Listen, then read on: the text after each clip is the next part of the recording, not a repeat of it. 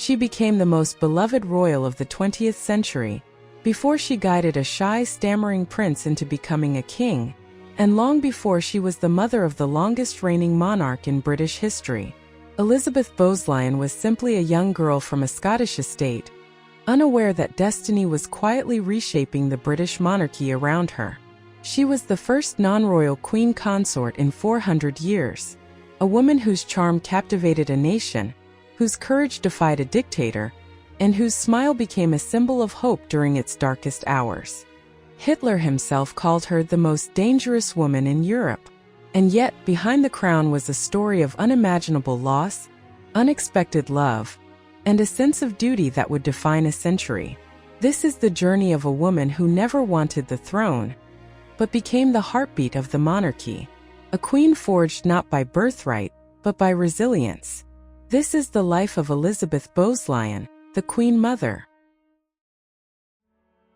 Elizabeth Bowes-Lyon entered the world on August 4, 1900, born into one of Scotland's oldest noble families.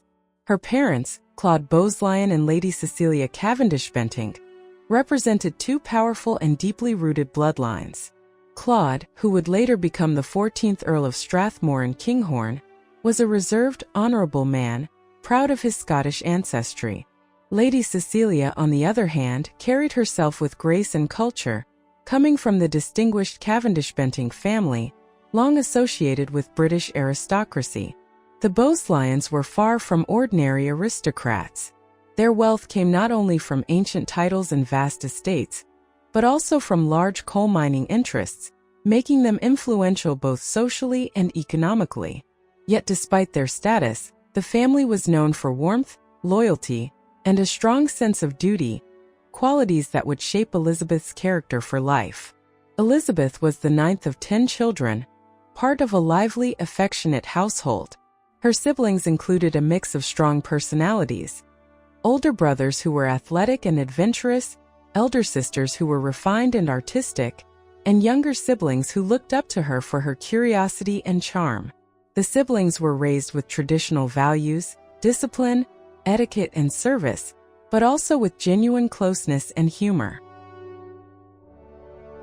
Her childhood unfolded across two grand homes. In England, the family's country estate St. Paul's Waldenbury offered rolling gardens, orchards, and open air, a perfect world for a spirited child.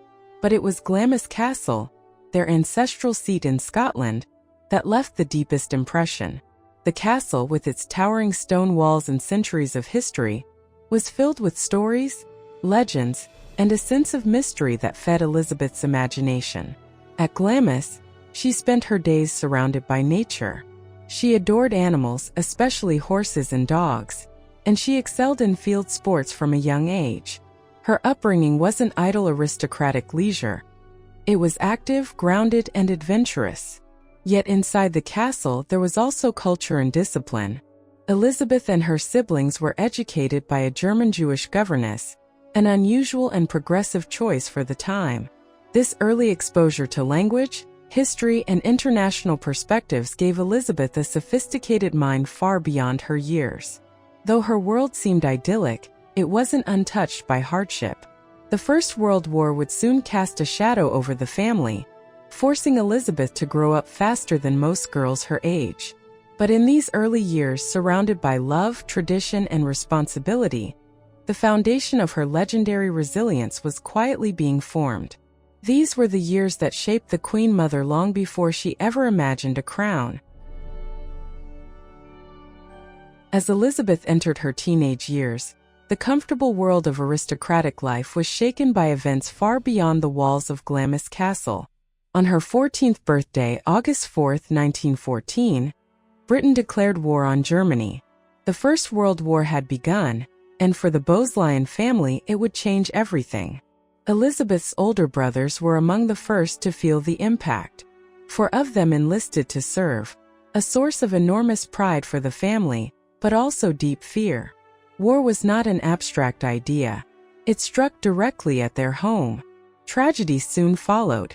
Her beloved brother Fergus was killed in action, an emotional blow that left a lasting scar on the entire family. Another brother, Michael, went missing in battle, For weeks, the family lived in unbearable suspense until word finally arrived. He was alive, though wounded and held in a prisoner-of-war camp. The relief was immense, but the trauma of uncertainty never faded.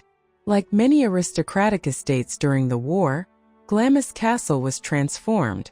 Instead of hosting parties and gatherings, its grand rooms became a convalescent home for wounded soldiers. Elizabeth, still barely a teenager, began assisting with daily tasks, comforting the injured, helping with organization, and offering the warmth and kindness that would one day become her defining traits as queen. This wasn't ceremonial work. It was hands-on caretaking in a house filled with pain and chaos. Elizabeth saw the cost of war up close. Young men her age, broken in body and spirit, relying on her family's home as a place to heal. These experiences forged her sense of duty and compassion long before she ever imagined serving her country in a larger role. In 1916, another crisis struck. A serious fire broke out inside Glamis Castle. Even in the midst of smoke and panic, Elizabeth remained calm and composed. She helped organize the evacuation and worked to save precious family heirlooms and artifacts from the flames. Her cool-headed bravery impressed everyone who witnessed it. She wasn't just a quiet, well-bred girl anymore. She was emerging as a young woman with strength, steadiness, and grit. When the war finally ended in 1918, life didn't simply return to normal. Elizabeth, now 18, had seen loss, fear, and responsibility in ways few girls of her status ever had. As she stepped into society as a debutante, she carried with her the lessons of those difficult years: empathy, resilience, and a deep understanding of sacrifice. These qualities would later define her role as queen during another world war. But for now, the war had carved the first lines of maturity into her gentle character, preparing her for a future even she couldn't yet imagine. Elizabeth Bowes-Lyon's life took a surprising turn when Prince Albert, Duke of York, affectionately known as Bertie, entered the picture. Bertie, the second son of King George V, was shy, reserved, and burdened by a lifelong stutter.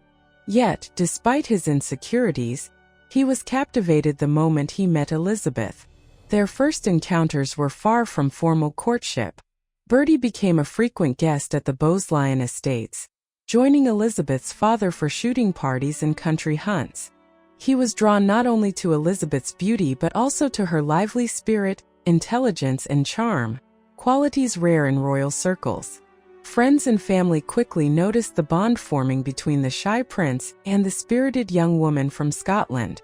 In 1921, Bertie finally proposed, swept up by his affection. But Elizabeth, fiercely independent and aware of the constraints of royal life, turned him down. She feared that marrying into the royal family would strip her of freedom, the ability to think, speak, and act as she pleased. For Elizabeth, the crown was not appealing.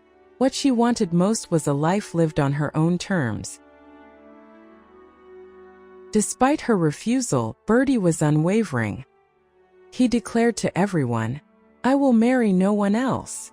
His determination impressed Elizabeth's mother, Lady Cecilia, who recognized in Bertie a sincere, devoted partner. Meanwhile, Queen Mary, Bertie's mother, traveled to Scotland to meet Elizabeth personally. Observing her poise, kindness, and natural intelligence, Queen Mary was convinced she was the one daughter-in-law who could truly make her son happy. Elizabeth's circle of friends, known as the Mad Hatters, also watched the romance unfold. They noted the genuine affection between the pair, so rare in royal matches often arranged for duty rather than love. Slowly, Elizabeth's resistance began to soften. She realized that Bertie's devotion, combined with their shared sense of responsibility and humor, might be worth the sacrifices royal life demanded.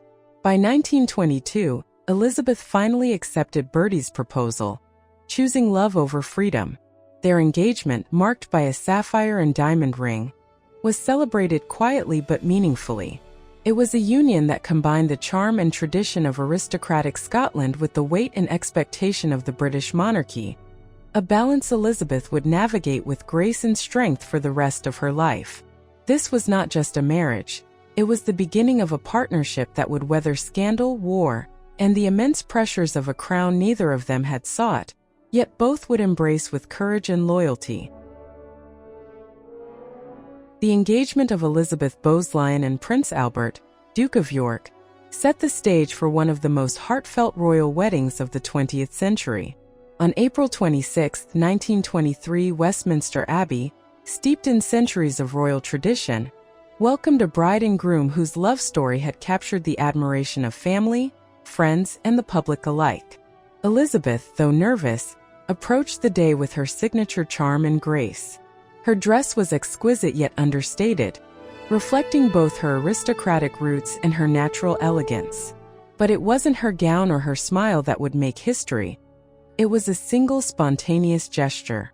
As Elizabeth walked down the aisle, she paused at the tomb of the unknown warrior, a monument honoring soldiers who had died in World War I. Without hesitation, she laid her wedding bouquet upon it, silently paying tribute to her beloved brother Fergus, who had died in the war, and to all the countless lives lost in the conflict. This moment of quiet respect became a tradition for royal brides, a symbolic gesture of remembrance that endures to this day. The ceremony itself was both joyful and deeply meaningful. Unlike many royal weddings of the past, which emphasized duty over emotion, Elizabeth and Bertie's union radiated love and partnership. Their families, once cautious and reserved, witnessed a genuine connection that reassured them this marriage was built to last. Even Queen Mary, who had carefully observed Elizabeth, saw that the young bride possessed the strength and warmth needed to support her son through the challenges of royal life. This wedding also reflected a significant shift in royal history. For the first time in centuries, members of the British royal family were marrying outside European royal houses. Many monarchies had fallen after World War I, leaving fewer eligible princesses. By choosing a British aristocrat, the couple not only celebrated love, but also connected more closely with their people, bridging the gap between the monarchy and ordinary citizens. For Elizabeth, the wedding was not just a day of celebration. It was a commitment to a future she had once feared. The crown was not a goal, nor was royal duty a desire, yet she accepted both with courage and devotion. Her thoughtful gesture at the tomb of the unknown warrior foreshadowed the resilience, compassion, and sense of duty that would define her life as queen and later, as the Queen Mother. After their wedding, Elizabeth Bowes-Lyon stepped into a royal life far different from the one she had imagined. She soon discovered that marriage to Prince Albert, Duke of York, was not only about public appearances and ceremonies. It was about supporting a man whose challenges were far more personal and profound than the average royal bride might expect. Bertie was charming, intelligent, and devoted to his new wife, but he carried a deep insecurity that affected every aspect of his life. From a young age, he had struggled with a severe stammer, an affliction that made public speaking a source of anxiety and fear. In royal life, where speeches, public duties, and constant scrutiny were part of daily life, this was more than a minor difficulty, it was a heavy burden. Bertie's stammer was worsened by years of pressure from his stern father, King George V, and the rigid expectations of the royal household. He had been mocked, intimidated, and often made to feel inadequate. Elizabeth, perceptive and compassionate, recognized that her husband's struggles were not a reflection of his intelligence or capability. She also understood that Bertie's position as the heir to the throne meant that his public speaking abilities could never be ignored. Rather than judge or pity him, she became his partner in facing this challenge. Elizabeth encouraged Bertie to seek professional help, leading him to Lionel Logue, an Australian speech therapist whose unconventional methods would later change Bertie's life. The therapy was not an instant fix. It took years of trust, patience, and perseverance. Elizabeth was there at every step, offering reassurance, encouragement, and sometimes gentle humor when Bertie doubted himself. She celebrated his small victories and remained steadfast during setbacks. Her unwavering support gave him the confidence to continue, despite the immense pressure of royal expectation. In 1936, The British monarchy faced one of its greatest challenges, and Elizabeth Bowes-Lyon was at the center of it. Her husband, Prince Albert Bertie, unexpectedly became heir to the throne after a scandal shook the royal family to its core. His elder brother, King Edward VIII, had fallen in love with Wallis Simpson, an American divorcee whose marriage to a twice-divorced woman was considered unacceptable for a British king. Edward's decision to place love above duty culminated in his abdication, a historic event that no one, not even Bertie or Elizabeth, had anticipated. Overnight, the couple was thrust from private life into the heaviest responsibilities of the crown. Bertie, once shy and hesitant, was now King George VI, and Elizabeth became his queen. The shock was immense. The abdication scandal dominated newspapers, stirred public debate, and left the monarchy vulnerable at a time of growing political tension in Europe. Yet Elizabeth's reaction was remarkable. She understood that her role was not just ceremonial. Her calm, steadfast support for Bertie would prove essential in stabilizing the monarchy. She did not shy away from the sudden attention. Instead, she embraced her new responsibilities with grace, intelligence, and courage. As the late 1930s gave way to the shadow of war, Elizabeth Bowes-Lyon's role as queen would be tested in ways she could never have imagined. With the outbreak of World War II in 1939, King George VI and Queen Elizabeth faced a nation under threat, and the royal family became symbols of courage, morale, and resilience. Elizabeth quickly proved that she was no ordinary queen. She refused to abandon London, even when the city was under attack from German bombers. While many might have sought safety abroad, she stayed, demonstrating solidarity with the British people.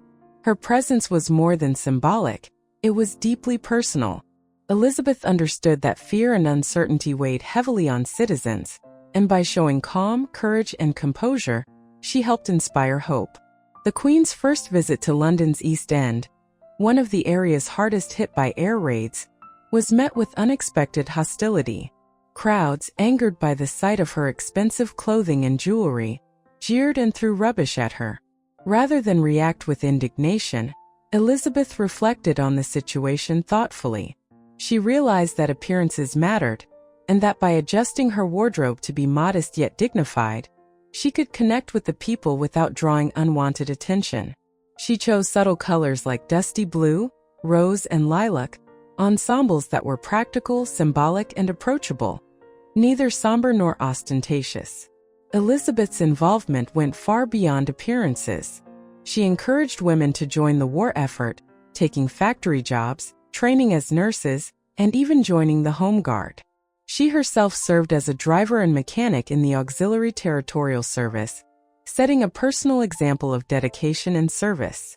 This hands-on approach reinforced her image not just as a monarch, but as a partner in the struggle, someone who understood and shared the burdens of her people.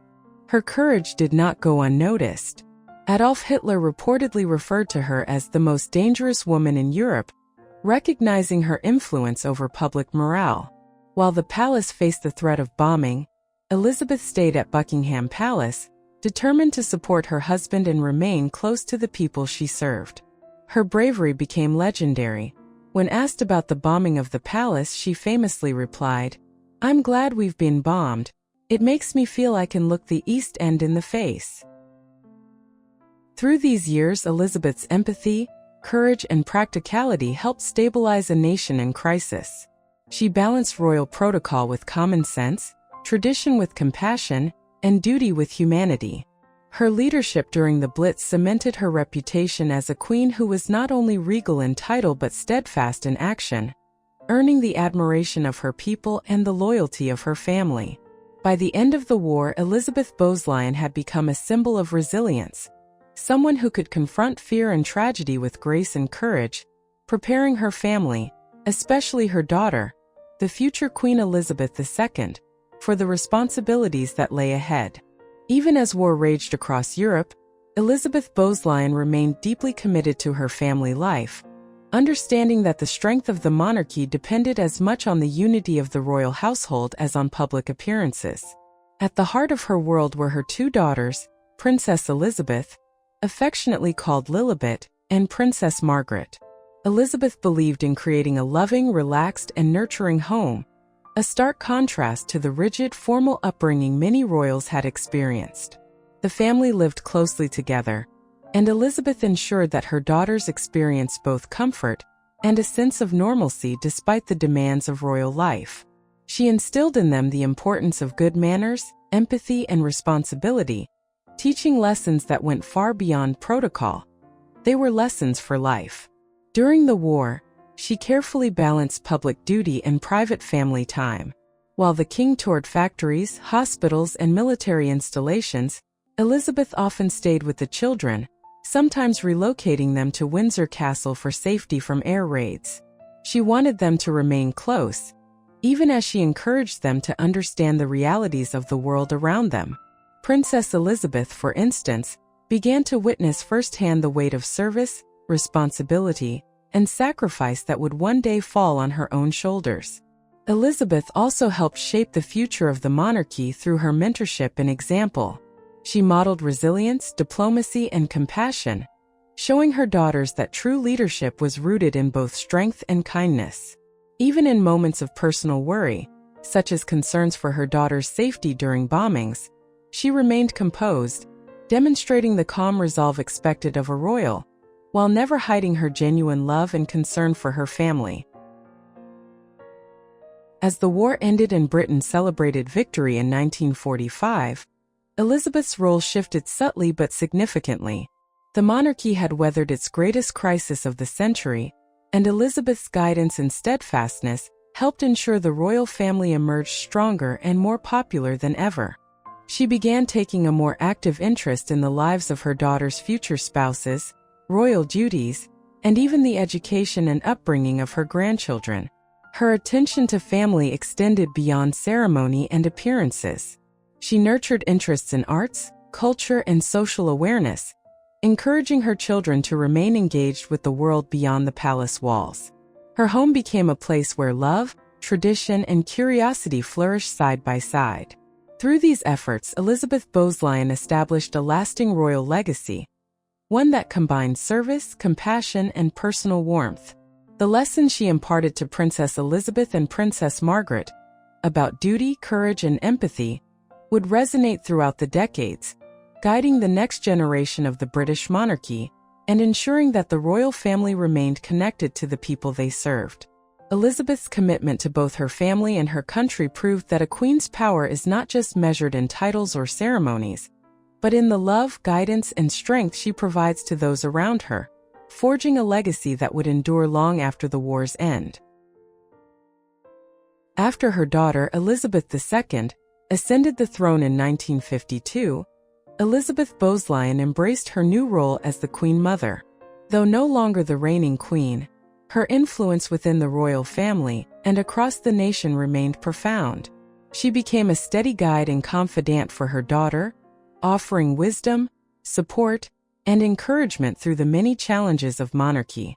The Queen Mother was deeply involved in the upbringing of her grandchildren, teaching them not only royal protocol, but also the values of kindness, empathy, and resilience. She believed that good manners, respect, and a sense of humor could help navigate even the most difficult situations.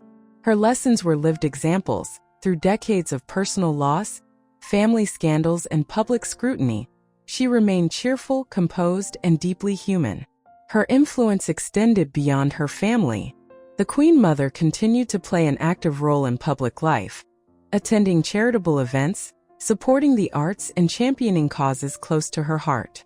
Known for her warmth, wit, and colorful wardrobe, she became a beloved figure to millions, symbolizing both the continuity of tradition and the strength of a compassionate monarchy. Through decades of triumphs and trials, Elizabeth Bowes-Lyon demonstrated that true leadership is measured not by power alone, but by the ability to nurture, inspire, and guide those around you.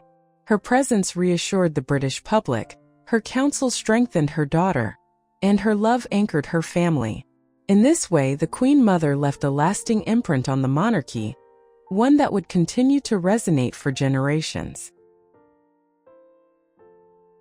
In her later years, Elizabeth Bowes-Lyon, the Queen Mother, continued to embody grace, resilience, and vitality. Even as she faced the challenges of old age, including health issues like cataracts, cancer, and a hip replacement, she maintained her characteristic cheerfulness and sense of humor. She remained an active presence in both family and public life, attending royal events, supporting charities, and offering counsel to her daughter, Queen Elizabeth II. The Queen Mother also treasured her personal time, enjoying travels, cultural pursuits, and hobbies she had long been passionate about. She renovated and visited her beloved Castle of May in Scotland, supported the arts, and indulged her love of horse racing, continuing to live fully while balancing her royal responsibilities. Her approach to life inspired both her family and the public. She showed that age need not diminish purpose, joy, or influence. Her legacy extended beyond titles and ceremonies. Elizabeth Bowes-Lyon was a symbol of strength, warmth, and enduring devotion, both to her family and her country. She nurtured future generations of royals, guided her daughter through decades of reign, and remained a unifying figure during times of both triumph and tragedy. When she passed away in 2002 at the age of 101, more than 1 million people lined up to pay their respects, a testament to her enduring impact. Through courage in wartime, unwavering family devotion, and a lifetime of public service, the Queen Mother left behind a legacy of resilience, wisdom, and humanity. Her life continues to inspire, reminding us that true influence comes not from power alone, but from love, guidance, and steadfast commitment to those we cherish.